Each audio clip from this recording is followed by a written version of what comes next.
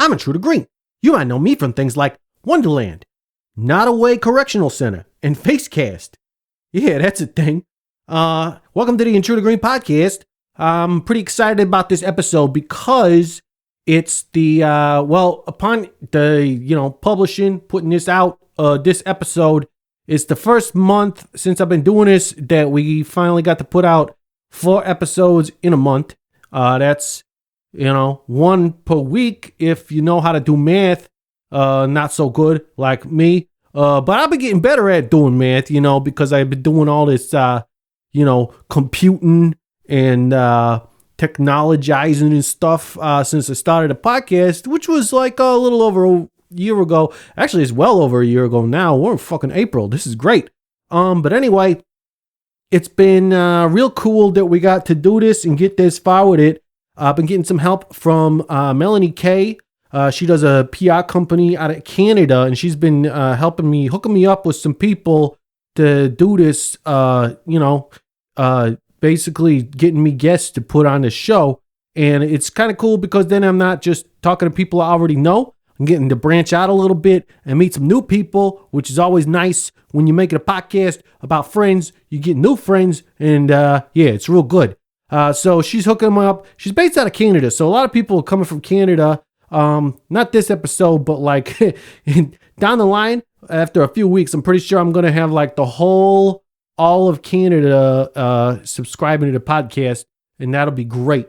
But yeah, today, I just wanted to do an extra thank you to the patrons on a Patreon, producers of the show, because I couldn't have got to this point, doing all these episodes a month, and basically staying strong. Like I'm going to be able to keep this up for a while, hopefully, forever or whatever, like as long as I'm alive, or maybe like when I die, they'll just take sound bites and do more interviews, to keep the podcast going, and it'll just exist as long as the internet exists, which who knows how long that's going to be, like fucking, forever. All right. Luke Ellis, Heather Royston, Gem City Sabrina, Vaughn Cotton, Sarah Koenig, Chelsea McNally, Cardboard Box Colony, and Carlos Hernandez. Thanks, guys. All the patrons, past and present, really, for helping to get to this point. I really appreciate you guys helping out so much. And, if you want to help out getting us more of this stuff, I've been doing a lot of videos and stuff on the social medias. And this all goes, the Patreon goes towards that stuff too. You can get on the patreon.com/Intruder Green and become a producer of the podcast. And there's lots of tiers up there, as I've said many times on the podcast. And I will try not to, pimp myself out as much as I can, But anyway, on this episode, we got Adam Caldwell from the band Fire in the Radio. And as I said, we didn't know each other before the podcast, but it was nice getting to know him real good. He's from Richmond, or he's from Philadelphia, but now he lives in Richmond or something. I don't know. We talked about it on the podcast. I still don't think I really understood by the end of it. Presented by Melanie KPR. And without further ado, on with the show. Hello, this is a prepaid collect call from Intruder Green, an inmate at the Durham Correctional Institution. This call is subject to recording and monitoring. To accept charges, press 1.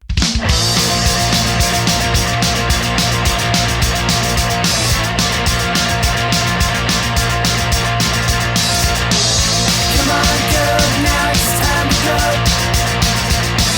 to a place where nobody goes.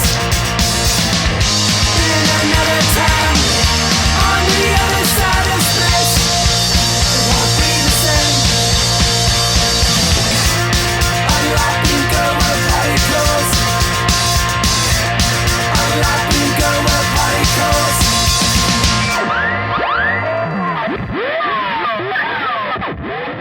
Ladies and gentlemen, Adam Caldwell on the Intruder Green podcast. How you doing, bud? I'm doing great. It's an honor and a pleasure. Hey, Thanks it's a for pleasure having to me. have you. All right, yeah, for sure. So it's a little early for you over there. I know, our good friend Melanie hooked us up, and she was, trying to get us get us nice and bright and early in the morning. I was like, I don't know if what was it, like originally 9:30 your time?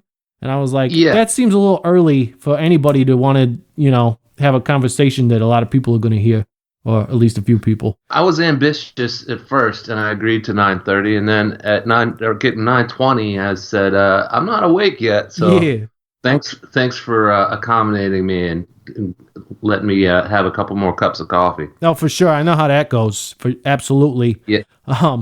But like to fill everybody in, you're in a band called Fire in the Radio. And I think you guys just came out with a new album not too long ago, right? Like really soon, not long ago, right? Yeah, last Friday, Yeah. April 3rd, I believe. Yeah. That's cool. That's I got to listen to some of it because I wasn't super familiar with you guys. But I did enjoy it. I like the like being in the band that I'm in and the people that we normally interact with. We get a lot of pop punk stuff and, get sick of it sometimes. So it's nice to hear something a little different. I know you guys like the write-up I saw for you guys was like, new wave, grunge, and shoegaze, which I don't really know what that is. But yeah, I definitely hear the grunge sound and it's still got like, I guess what people will call like post-punk, right? Yeah, I think that's right. I mean, I think we definitely like pop punk. There's some of that in there, but we also have our old influences like REM and then Jawbreakers there a little For sure. bit, and yeah. So it's I think we are trying to mix up put some different influences into it to please our ears, and then maybe it sounds a little bit unique in the end. Oh yeah, for sure. I think uniqueness is a weird thing because people are always like, oh, you gotta check out this band. They're totally like out there and they sound like nothing you ever heard before. And I think usually when people say that, they're either wrong or lots of times it's just not good. But it's like if you got hooks, I think that's the main thing. You got hooks, and it's like you get those little earworms in there when they like hook people in. And I definitely felt some of that going on with the new album. So, yeah, it's real Great, good. yeah, thanks. I tend to agree with you. Unique is everything's been done, right? So Right. it's all a matter of how you interpret it and spit it back out to people. So, unique is kind of a tricky word. I agree. But, yeah, it can be. Yeah, hooks are a key. Absolutely. Yeah. Especially if like your influences are like REM and stuff like that. They're all over the radio for a long time. Yeah. So you guys are from Philly, right? Yeah, we're based out of Philly. We only two of us live right there now, but that's kind of our home. That's our hometown. We met in college. I'm actually from Richmond, Virginia originally. Oh shit! So nice. Richmond's a cool town. Yeah. I mean, I still live here, so it's okay. only it's a little hop, skip, and a jump up 3-4 hours up. When we that's true. Get geared up, so I love Richmond. It's kind of my home base. Yeah, we always have a good time there at Wonderland. You ever check that place out? Yeah, I've played there too. I played they host a thing every Christmas where they raise money for a children's hospital called Punks for Presents. Oh yeah, I seen that. Yeah, and so it's all cover bands. So I played in a Bad Religion cover band one year, and we played down there. It was wild, but yeah, that's a fun place. They still smoke in that place. Oh yeah, they just don't care. Yeah, it's is that not legal in Richmond these days or what? I don't know. Some places, some states even is still like legal or whatever to smoke inside. I mean, it's like you just don't. It's unusual. I mean, you're not supposed to do it, but there's no police going around shutting bars down because people are smoking in there. So yeah. It's definitely something I don't miss. You definitely notice it. So you walk out of there and you smell like smoke, and it just takes me back to like when that was just a normal thing. But yeah, I mean, I remember playing some clubs, and it would just be like you would just have this film in the air, and you'd be on stage trying to fucking do your thing, and like It's just your eyes would be on fire from the smoke and everything, and it sucked. But it was like, I don't know, for some reason I still felt like weird about when the like lots of states started banning smoking, because I was like, but that's different. I don't like that. but now that it's been that way for so long, it's like, yeah, whenever you go into a place like Wonderland or whatever, it's like you notice it, and it's like, oh yeah, I don't know. Yeah. It's nice funny to play in an at least for playing shows. It's nice to be in a non-smoking environment. But then again, you know, if you want to like throw it down and get dirty, you know, you gotta have that too sometimes. Yeah, I mean, I'm not. I was just. It's an observation. It didn't bother me at all. But you know, it was like you said, you get used to stuff, and then when you go back to what you were used to in the old days, it's like, whoa, this is different, and I have to scour my skin with SOS pads to get that film that you're talking about off of me afterwards. But yeah, or like when people, you know, who go to bars a lot, and then like wear the same pants or something to work the next day. It probably doesn't matter too much because everybody's just do the same thing. But like, yeah, you notice it now when people smell like cigarettes. But then again, they probably just are a smoker, and that's fine too. Or maybe it's not fine. I don't know. No judgment here. Yeah, right? Yeah. Yeah. So yeah, okay. So you're in Richmond, but most of the band is in Philadelphia, or what? Yeah. Mm-hmm. They're all up in and around Philadelphia. Well, so two of them are. There's four of us. Rich, guitar player, singer, and Ed, bass player. They both live up in Philly, around Philly. And then John, our other singer, guitar player, he lives out in California, Santa Barbara. Oh, snap. He's living the good life. Out in sunny Southern California. I know that's that place. Right. Yeah. Eating fish tacos and, you know, soaking up the sun all the time. Oh yeah. Always happiness and smiles out there. But so he's the one that has to travel the most when we start gearing up to do some recording or touring or whatever. But I don't know. We've been making it work. So you know, yeah, technology helps a lot with that. Oh, absolutely. You know? I mean, I'm a you know, I relocated to a little hideout in Germany a few years ago, and you know, the band still is a thing. I mean, nobody's band is much of a thing these days with all the lockdown and quarantining and everything. But yeah, you know, it's the same thing for us. Like, you know, you 5 hours away on a flight, you know, you make it happen. Yeah, yeah. Just got to be more careful with like scheduling stuff out, which like, you know, like at a certain point you kind of probably want to do anyway, instead of just being like, hey, you guys want to have practice this weekend? Yeah, maybe not. I don't know. And then I can't make it tonight. You know, I got stuff going on. Yeah, exactly. Yeah, scheduling it helps. It helps. So yeah.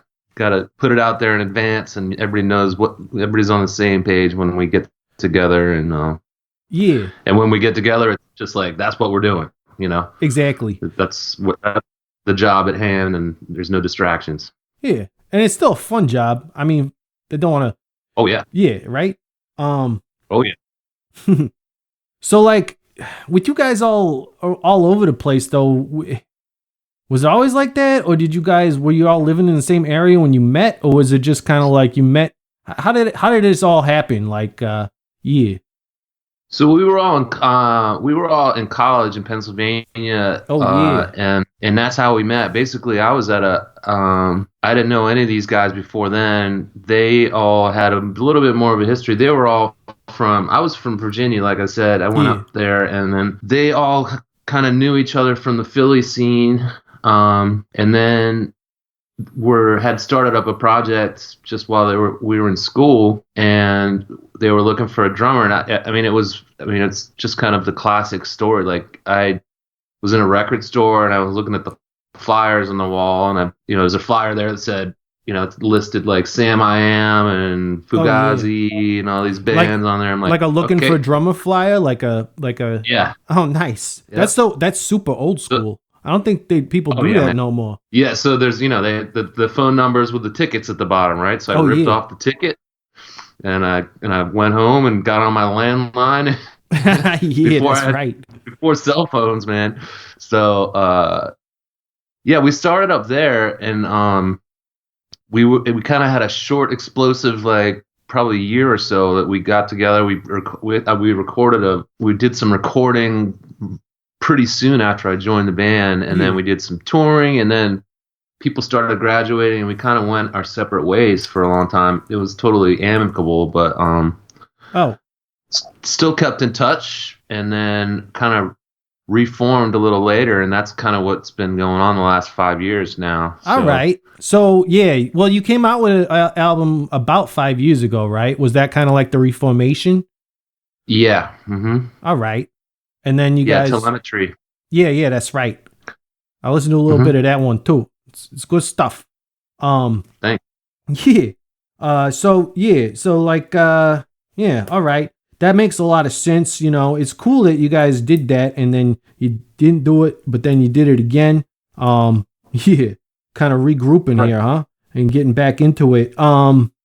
Yeah. So your album's out on Wednesday Records. Is this have you guys been working with them for a while, or what's up with Wednesday Records? Yeah, we've been working with them from the very start. And John, who lives out in Santa Barbara, actually is part of that label. Oh yeah. So he yeah, they've done some great stuff over the years. You know, they had Mock Orange put out a couple records with them. Nice. And I don't know if you know Mock Orange, one of my faves, but some buddies of ours. And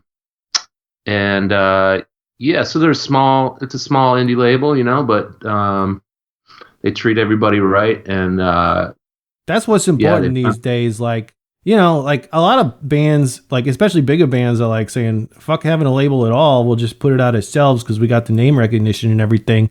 I mean, we can't do that. But yeah, you know, like if a label is a group of people who like are cool and they want to work with you, I think that's the main thing. Hopefully they got a lot of money too, but you know, that's not always what you get. So yeah, money helps. Yeah, I mean, you know, we're not touring constantly and stuff, you know, but you know, they really support us when it comes down to recording and getting together, and when we do some touring. It's all been, you know, super cool, and yeah, and they're just everybody there is just great, and you know, John's obviously on our side with everything too. So yeah, we just yeah, it's just been nothing but cool. That's great, and yeah, I would have loved to talk to you about the upcoming tours, but I'm guessing you guys are in pretty much the same boat as everybody, where like everything's canceled at the time being. Yeah, sucks, right? Yeah, that's right. Yeah, we were gonna be playing Pooza Fest in May. Oh up in Montreal. Pooza Fest is so much fun. Oh yeah, man. We were all super looking forward to that, and so yeah, that's all done. So we're just I don't know, you know, a lot of artists are doing these live things, going live online and doing stuff. So yeah, we're trying our hands at that a little bit over the next, you know, months or however long this thing lasts. So right, gotta promote somehow, right? But, yeah, you gotta do something, you know. And it's a weird thing too. I was just talking to my buddy Sam Russo about this, where it's like, you know, are people gonna get burnt out on that? Is it a good idea to get in on it while it's hot, or like wait and then like see what happens down the line? I don't know. But yeah, it seems pretty fun. Like right now, I know some people are doing like fundraisers and stuff where you like, I don't know, they got a thing where you can like basically, I can't remember what it was, but like things where people will like have to buy like a login code to watch the show, but the money goes to like a charity or something. So that's kind of cool. People are doing all sorts of interesting things. And yeah, I'm interested to see what else happens, you know. Have you guys have been doing some of that though? We did one on last Friday. It was John and I, and he was out. He did we did it live too, so and that's really tricky when it comes to sound and stuff because he actually played. And you guys played were a like couple songs live. Were you guys in the same room together, or were you all like remote and shit? It was just me and John on there, and he performed a few songs live in his studio at home. All right. And I was kind of fielding, the live comments that were coming in, and we that's played a cool way tracks. to do it. Yeah. Yeah. So we played a couple tracks, played a couple video clips. We got a couple new videos out there too that people should check out for the first 3 singles. So yeah, I saw some of that. But yeah, so we played some of that, answered some questions from people commenting, and it was a trial run, man. We fumbled our way through it, but I think we're going to keep trying to do stuff like that. I think probably Rich and Ed are going to do one coming up soon, so we'll keep everybody posted on that. But yeah, it's going to be interesting to see how it all pans out, man, because it's like people are going to have to start stepping up their game. If you know, like when people do start getting a little bored of just somebody sitting in front of the camera with an acoustic, right? What creative people are going to kind of step their game up, and that it will be interesting to see. It's a weird time when everything's like oversaturated, because there was probably like some people who just did that a lot anyway, and now they got all these other people like jumping on a bandwagon, I guess, so to speak. But it's like it's the thing to do now, so everybody's doing it, and yeah, we'll see what happens. But I guess the cool thing is I don't know, I keep telling people it's like the best time for anything like this to be happening, because you got the internet, and you got like I don't know, there's lots of like free software and stuff out there to like do stuff like that. Like I don't know what platform you guys use, but it's like, I don't know, people keep doing these Zoom parties and stuff, and it's like, well, you don't gotta pay for it. You just hop online and fucking hang out with your buds, and Yeah, I did that on some of my buddies the other night. We went on this app. I'm looking at it now. I had to look it up, but called House Party. Oh, and it was did like a happy hour, and it was like 5 or 6 of us. I might have to see everybody. Is that a phone app? It was pretty cool. It's like a Zoom type of thing, I guess, right? Zoom is one of them. Yeah, I think so. But that's funny that it's like geared specifically towards basically exactly what everybody's doing right now, as far as the name goes, at least. That's good branding. Yep. Yeah. So you guys, you got this album out, and it's like, I don't know. It's funny because I know a lot of people coming out with albums right now. I think it must be like, labels always try to get albums out in a certain time with like, so they can get like all the magazines talking about it and stuff. A cycle, that's what it is. And the record cycle. Yep. Yeah. So I don't know. Is it really messing things up? I mean, obviously it's messing things up for everybody, but like, I don't know. Where do you guys go from here? Are you just trying to look down to see when you can actually get out, or are you just putting everything on hold at this point? No, we're definitely not putting everything on hold. I mean, we've got some people, pushing our stuff to get reviews. I mean, people are stuck at home, man, so they're listening to a lot more music. So that's true. And you guys have so far, like, that? it's been great. Like, I mean, our streams are up, all those numbers, those analytics. That's not my strength, but me neither. I mean, we got people keeping track of that, numbers. and it's like, wow, things are really going well. So, I mean, we'll take what we can get at this point. At least. What we're kind of thinking is we got a new record, right? And people are listening to it a lot. Like it's better than our previous releases. And so, this way, I know we were going out in May. It's a bummer. We can't go to Montreal. Can't do those shows. But now the songs will marinate a little bit with people, I think, so they'll be more familiar with the new tunes when we do finally get to go out. Sometimes that's a cool thing, when you're playing live, and people now, they know the new tunes as well as the old ones. It's right. kind of, I know that's a bonus. Yeah, I mean, that could be a cool thing for a lot of bands that are coming out with albums right now. And it's like, I know some bands who have tried to do it where they're like, hey, we just came out with a new album. we're gonna play it front to back on this whole tour. And everybody's like, can't you just play the songs that I actually know? Like, give me a year to learn this shit, and then I'll be able to sing along at the shows. But right now, it's all new to me, and I'm like, it's cool, but what? Come on, bud, you know how to make a show happen. Yeah, but now, you know, you got play the hits, man. Yeah, that's right. People want to hear the hits. I want to sing along. That's right. And but yeah, this is an interesting thing now where everybody's gonna like be able to spend plenty of time listening to these songs, and then you get ready to play live in like, I don't know, who knows how long from now. I don't even want to speculate because it just gets depressing after a while. But people will be like stoked and they'll know the songs, and it'll be an interesting time. Yeah, I mean that's one silver lining, I guess. You know, that's kind of how we're trying to stay positive about it. It's like, it's a lot of things are kind of negative right now, so it's good to, you know, I don't know. That's just take what we can get, but the listens are up. You know, the records seems to be on a good trajectory. We're getting some reviews in that are good, and so I've seen some of that. We're not slowing down. We're doing everything we can with the means that we have. That's good. I mean, it's probably helps with the boredom factor too. I just got like a bunch of. I spent the whole day just setting up my studio here because I had nothing else to do, and it's a lot of fun. But how are things as far as Richmond goes? Like, I know I've seen specifically from the Wonderland crew, they're like doing remodeling and stuff, so they must be closed. I don't know, because I'm a little bit out of touch with things that are going on in the States, but I feel like it's like a state to state is different about how they're handling things.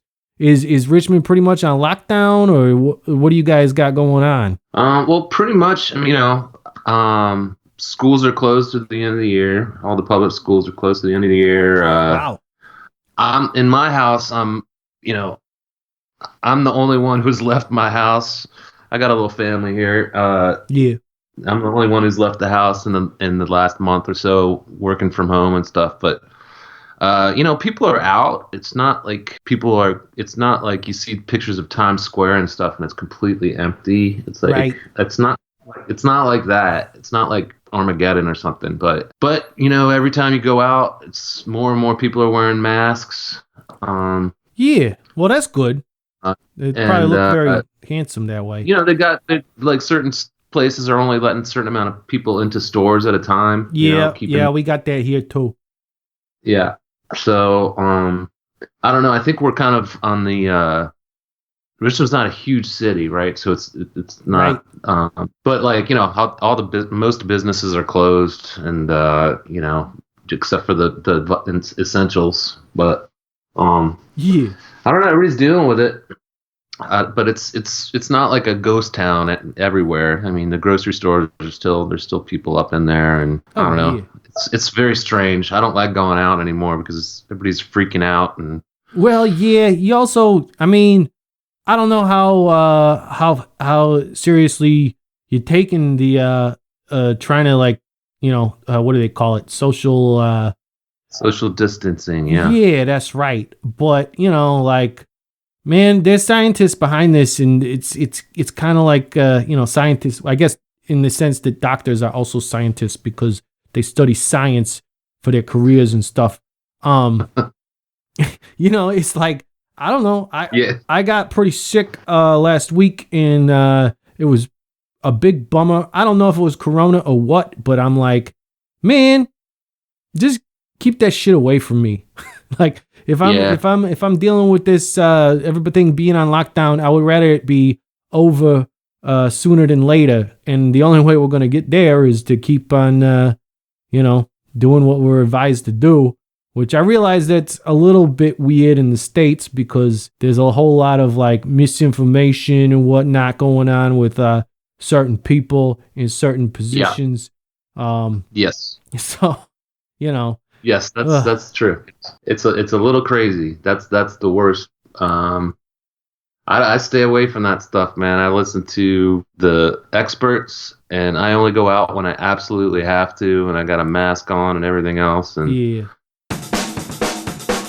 Thanks for listening to the Intruder Green podcast. By now you probably heard about our sponsor, Stupid Rad Merch Company. And if you haven't, then listen up, because I gotta tell you, Stupid Rad Merch Company is a great web store with a bunch of your favorite bands at stupidradmerch.com. And if you're in a band and need some work done, they can get you totally covered for a modest price and super quick turnaround time. But don't just take it from me. Here's what the ladies from Bad Cop had to say about it. Comes up with great ideas. It's always pushing, always moving. Simeon is delightful to work with. He's very responsive and professional, and It's the quality of the shirts. I like them. yeah, high quality. Very well done. Very well done on the ink. It really feels does. like a family again. It Yeah. feels like it's a place where you can trust what's happening. And don't forget to use the code PRISON at checkout and get a 15% discount on all Stupid Rad branded apparel. That's PRISON, I think. I don't really know how to spell, but those are the letters they told me to say. StupidRadMerch.com. StupidRadMerch.com.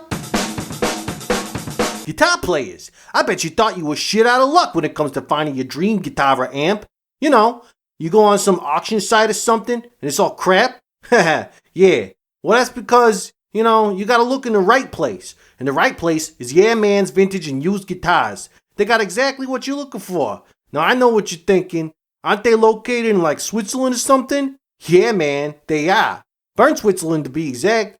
But you know, you can get on the internet and you can go check out their website, yeahmansguitars.com, and you can order stuff on there. So, you know, it don't really matter where the heck you are in the world. You can just get on their website and find all sorts of cool stuff that you're looking for. And you might not even know that you wanted it until you see it on there, and there's a lot of good stuff.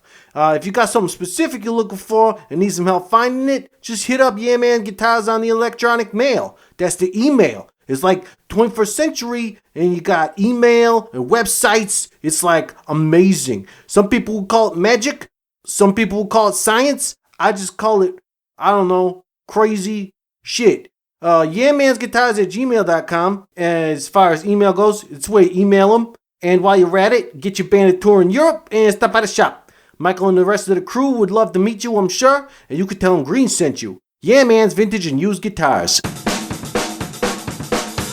So do you wear a mask over your mask when you go out in public? I mean, yeah, I probably should, because what I've been doing is just not going out in public. But if I do need to, like I gotta get more toilet paper or something, because apparently that's a hot commodity these days. Apparently. Yeah, I gotta go find some, because I just don't have enough. Yeah, I'll probably have to put a mask on, because these masks that we wear don't really cover up all the important parts. I mean, right, your mouth is just hanging right out there. So yeah, I wish somebody would have told me ahead of time, because then we could have just changed it up. But it's like, I don't know, it'd be real uncomfortable to just have that on all the time. So I guess it makes sense to just put it on over my mask. And then, right. I don't know, it's not the best way to breathe, but it's important. So you got to do what you got to do. All right. Exactly. Yeah, you're right. I was just curious about that. But yeah. And you got... Yeah. Got to wear a mask. I think I'm going to learn how to sew so I can make a really cool one out of an old band t-shirt that doesn't fit anymore or something, you know? Oh, yeah, that's right. That's a good idea for those band t-shirts. I know I got like boxes of them, and that I was thinking of like selling on eBay, but then it's just not because I want money, but because I just want to make it somebody else's problem. You know, it's like, Right. What do you do with the old band t-shirt? Especially when it was like your friend's band, and it's like, well, I don't want to just give it to like Goodwill or something, because then, I don't know, they might end up seeing it there and be like, oh, somebody gave away my fucking band's shirt, and then they feel like shit, and you're like, oh shit, that was me, buddy, sorry, but you guys just weren't that good. Yeah, man, I was in Salvation Army today, and I saw my old shirt in there. Yeah, it bummed me out. Yeah, you know, I don't want to lead to somebody else getting bummed out from that. So, you know, it's a conundrum, because I'm like, I got too many shirts, too many band shirts. I don't wear half of them, probably not even 75% of them. And so I'm like, I got to get rid of these things, but what do I do? I don't know. Maybe like, I feel like if you give them away, I don't know. I got this idea. I could put them out on eBay and then like give the money to charity or something. And then like, I don't know. I don't know if people would buy them though, because they're like, doesn't everybody have too many band shirts? Is this like only a thing for dudes in bands, or is it? I feel like it's everybody, you know? Yeah, I think it's everybody. I mean, plus, like, I mean, if you go back a ways, band T-shirts were not the most high quality. So, like, every time you washed them, it got a little bit smaller. Right. A little bit smaller, and until it's like, am I getting super fat, or are these T-shirts shrinking on me? I'm not sure. Probably both for me. But yeah, they get a little smaller, and the screen printing wasn't always the best, so that starts like getting all crusty and stuff. And it's like, I can see that being endearing to some people, where they're like, check out this tight Ramones shirt I got. Obviously, I was into them back in the 70s when this shirt was created, and then you're like, you were born in the 90s. How is that possible? And they're like, whatever, dude, I'm cool. And I'm like, yeah, you're cool, whatever. Yeah. But you know, it could be a thing. Having like nice crusty used shirts for sale. Maybe I think the thing behind it is to make it a thing, so people want to buy my stuff more. Yeah, that's a good idea. Right. That is a good idea. Yeah, I want to put a Krusty Ramones logo on a mask and wear that around. There you go. That would be pretty cool. Especially because, I mean, I don't know if you got a shirt that's that small that it would fit on a mask, though. Right. It gets into a whole new thing where you're like, well, shit, I got these things, but they don't fit, so I gotta screen print my own stuff, and then you just create new stuff, which you know, whatever. We're getting on we might have something there. I don't know. Yeah, start an Etsy store, and you're good to go. Yeah, exactly. All right. Yeah. So I gotta do this now. The new what do you call it? Segment. That's what it is. Like a show is made up of little parts, and they're called segments. So the new segment of this show that I've been doing is crime stories. Do you got any? Crime stories. Yeah. And I don't want you to like incriminate yourself or nothing, but you could tell like a fictional story, quote unquote, if you feel like it, or whatever. Oh man, let me think here. Oh man, I mean, okay, I'll go back far enough so that there's nothing that I'm a pretty good boy overall. Yeah, well, you could tell a story about a friend. I've never been. What's that? You could tell a story about a friend if you need to. Quote unquote. I'm taking, yeah. Well, hashtag allegedly. I remember when I was like, I remember just doing a lot of stuff like when I was a kid. Like, oh yeah. My parents weren't like, I would sneak out all the time, before I'd sneak out of the house and meet up with other friends and snuck out of their houses, and we'd just go do bad stuff. Yeah, I know about that. I remember one time I heard about a person that did something like that, and they snuck out, and there was this. This is really not that bad, but they went to this soccer complex, right? Oh yeah, or football complex if you're over in Germany, I guess, right?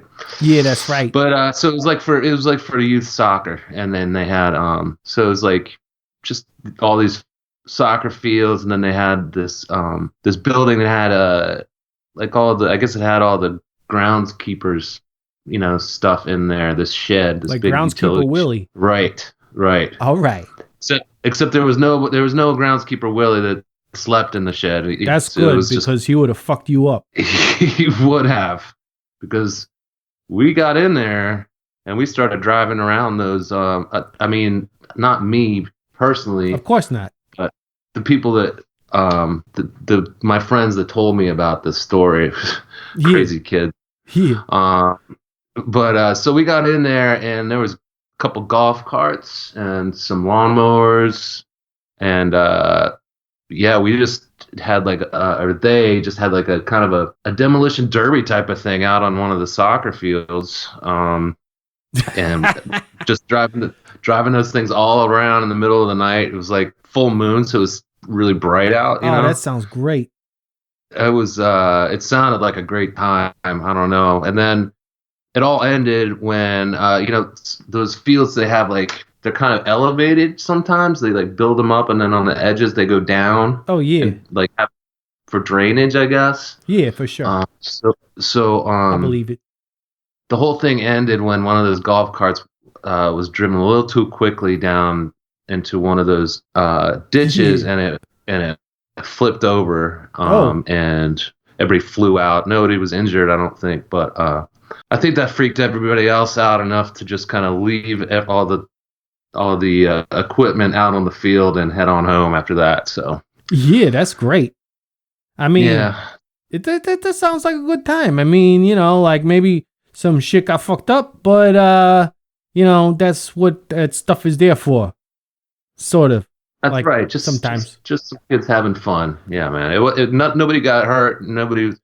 I'm sure groundskeeper Willie came to work the next day and he was not happy with things, but. Yeah, but come on, it's like it's one of those things where it's like, do you really want to go to work and have it be the same every day?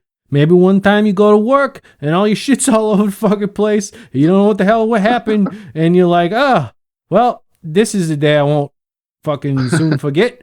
So, it probably just brightened up that person's life a little bit. I believe it to be true. That's what they were trying to do, I think. They were trying to just brighten up somebody's day the next day and just say, hey, this guy's going to have a fun day tomorrow. That's right. Yep. You gotta help. That's just people helping people or whatever. That's right. That's right. That's exactly what it was. Yeah. Oh, yeah. All right. Well, I like that story, and I hope I get to do something like that one of these days, because golf carts are a lot of fun to drive around on. I've definitely been in some weird situations with golf carts going way too fast and whatnot. But do you got anything you need to plug here as far as the band goes, or anything like that? Anything? Where can people check you on the socials and whatnot? Yeah, well, Fire in the Radio is the name of the band. The new album is called Monuments. It is out there wherever you enjoy your music. We've got the design team did a great job on, it was all kind of guys in the band that put the artwork in the album. I just got my copy yesterday, and it's pretty, I gotta say. So like the vinyl? Go ahead. Or what? Yeah, it's a vinyl. Yeah, it's all vinyl stuff. So yeah, get out there and go pick up a vinyl. The t-shirts are cool, and you got the straight up black vinyl. Sorry, straight up black vinyl. We did do some. We did straight up black, but there's also some. It looks like a firework explosion. Oh type of splatter. That's what I'm talking about. Yeah, so those are a little bit limited. I don't know. I think we may almost be out of those, so we might have to repress some of those. But those are out there if you get out there and jump on it, and just check it out. Listen, it's we're all really proud of it. We worked really hard on it. Shout out to the guys in the band, John, Rich, and Ed, and Jesse Gander produced it. He's from Vancouver. He's a good friend of ours, and he flew out, and he's produced like the Japan Droids and a bunch of good bands like that. So he did a great job on it, I think. And that's the new album. That's really the main plug. We got some videos out there on YouTube too. I saw one with like dudes boxing. Is that right? Yeah. Yeah, that's good stuff. Yeah, that's Rich in there. It's one of the boxers. He's the guitar player. Oh, nice. I'm the referee, and I'm the ref in that one. All right. Yeah, fucking so regulating. That was super fun. Yeah. But just go out and check us out. Will do. And I'm gonna check you guys out some more today probably, because I got nothing but projects, and you guys are a good soundtrack to that. Sweet, man. I appreciate it. Thanks for having me on. Hell yeah, dude. And that's it for the Intruder Green podcast. I want to thank Adam again for being on it. You can hit me up on Twitter, Facebook, and Instagram, all at Intruder Green. The Intruder Green calling line is +1 608 535 9608. Patreon.com/Intruder Green if you want to become a producer of the show. The Intruder Green podcast is produced by Colin Bennett, hair and makeup by Genevieve Smith, set design by Dylan Raymer, catering by Matthew Hendershot, lighting, Sweet Lights, Rahway, New Jersey. Hey, said it right that time. Our theme song is Particles by Pipe Bros. Wise men say forgiveness is divine, but never pay full price for late pizza.